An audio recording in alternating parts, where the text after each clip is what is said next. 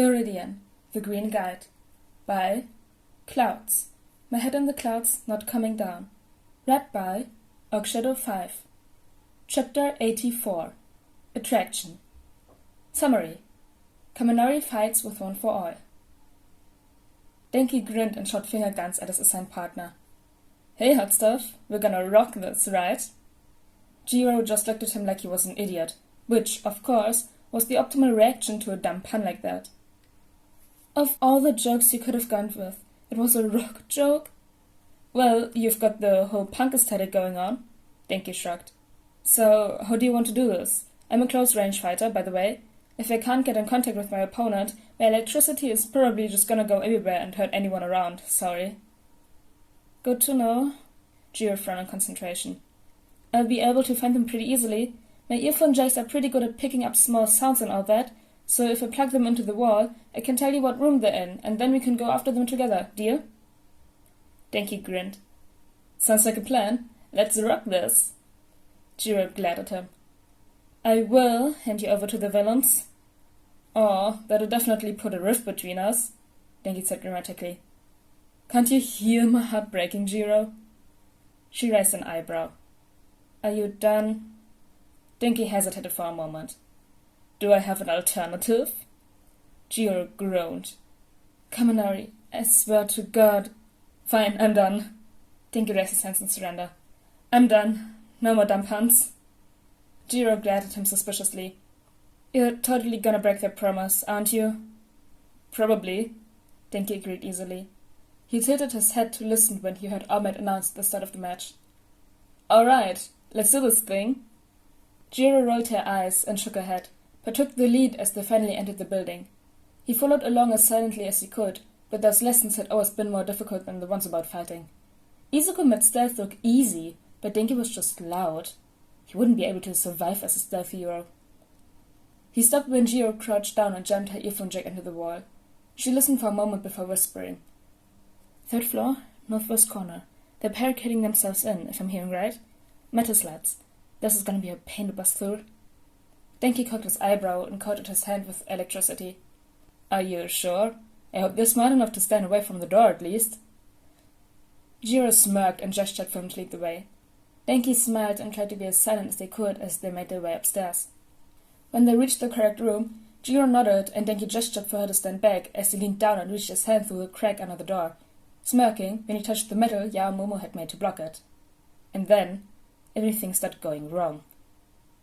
He meant to put just enough electricity out to stun anyone who happened to be touching the metal, but the moment he activated his quirk, energy started pouring out faster than he was able to stop it, and Denki panicked. He had no idea how much electricity 1/4 was capable of producing, but even without it, he could potentially produce enough electricity to kill someone if he wasn't careful. Immediately, he tried to stop the energy from flowing out, but it wouldn't stop flowing, and all he managed to do was wrap it around himself, which would have been freaky enough if half the wall hadn't suddenly torn itself out of the floor and launched itself at him. He heard 4 people scream, including himself apparently, as he all of a sudden found himself pinned to the opposite wall. He could hardly breathe as a layer of wood, concrete, and metal pressed against him. Who was doing this? Did anyone here have a telekinesis quirk? No, Jiro's quirk enhanced her hearing, Mineta's made him stick to things, and Yaoruzu could create stuff. No one's quirk should be able to make the metal attack him like he was a giant. Denki's eyes widened. When enough charged wires wrapped around the core, it could create an electromagnet. His electricity wasn't in wires, but with the extra power from One for All, and with the way he was forcing it to stay around his body, Denki had accidentally magnetized himself. That was freaking awesome!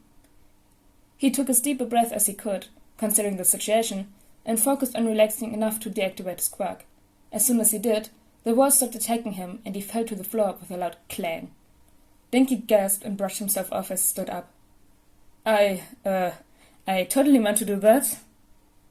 You meant to pin yourself with an entire wall? Jiro asked skeptically. Seriously? Denki laughed it off. It was only like half a wall at most. Uh-huh. Jiro rolled her eyes. Sure. Aw, did I forget to mention my magnetic personality? Denki wiggled his eyebrows and turned back to the classmates they were supposed to be fighting. Anyway, enough about me. Don't we have a missile to grab? Both Yaoyorozu and Mineta were staring at him with their jaws on the floor as they peered through the wreckage of the wall that Denki had literally just torn apart. On accident. Wow. But they were leaving themselves open to attack like that, so Denki instantly launched forward and started fighting Yaoyorozu, using the bare minimum of his quirk for now. He didn't trust himself to really give stun shots, not with what had just happened with the wall, so focused on producing the least amount of electricity he could at the moment, which was apparently enough to give a very uncomfortable tingle, judging by the way that Yaoyorozu grimaced and immediately started producing what looked like insulation sheets to protect her limbs.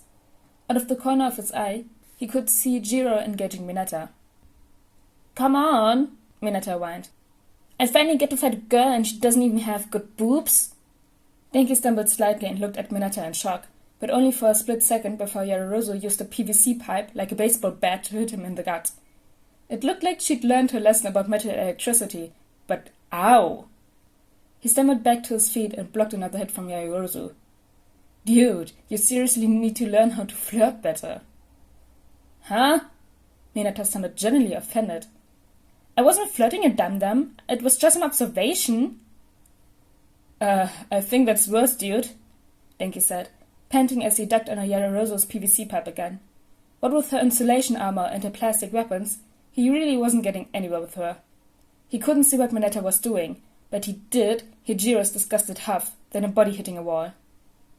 "Ow! Why'd you do that? I just wanted to touch some sweet—" "Change of plans," Denki interrupted. "Jiro, let's switch." "Gladly," Jiro growled. Denki instantly jumped back from Yaoyorozu, and she tried to follow through with another hit, but Jiro parried her pipe using her Ifo jacks. Denki sighed in relief. "Thanks for the save." Jiro nodded.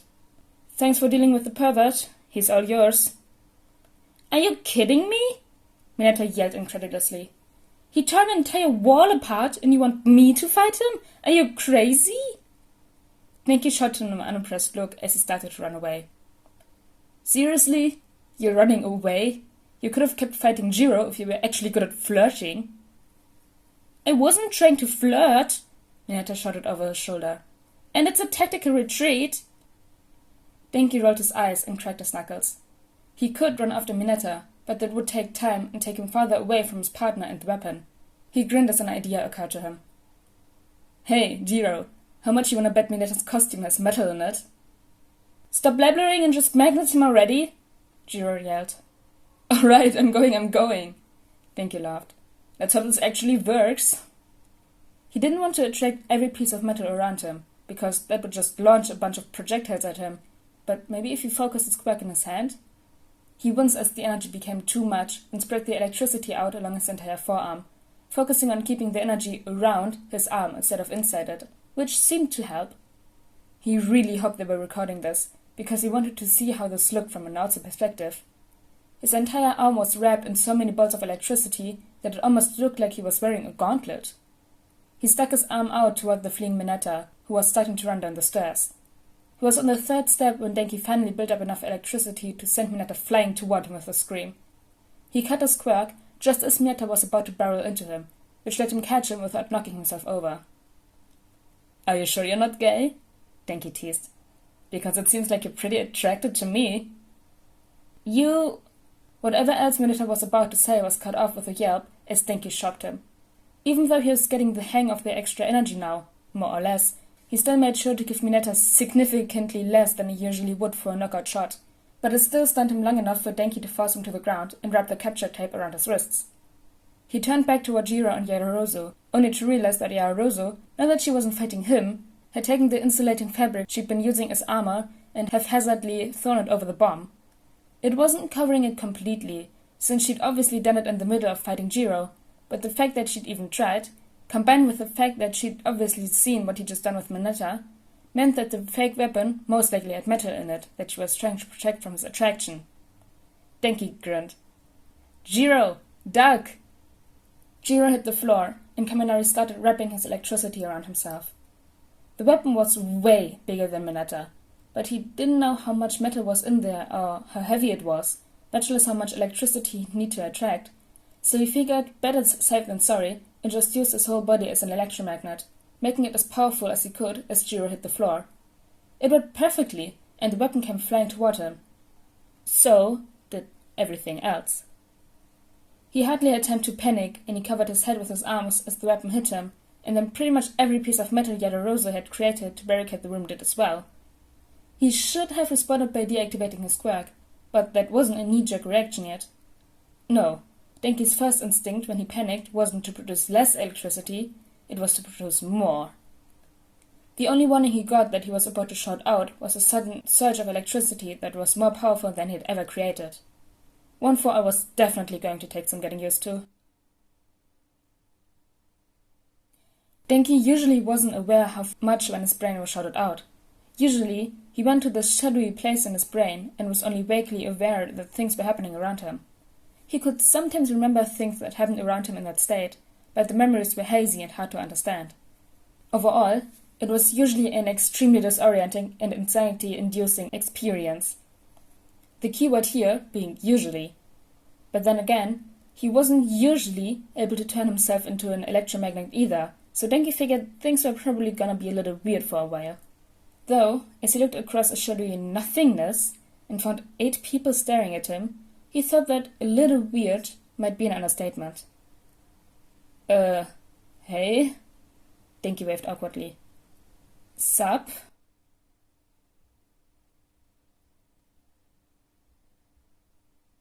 Ooh, Denki can talk to the previous holders when he short circuits.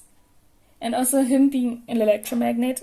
I mean, I knew that he can do this, but it's crazy to read this chapter again and just see his character like dealing with the situation. But anyways, guys, I hope you all enjoyed chapter 84 of Viridian the Green Guide, and I'll see you all next time. Bye!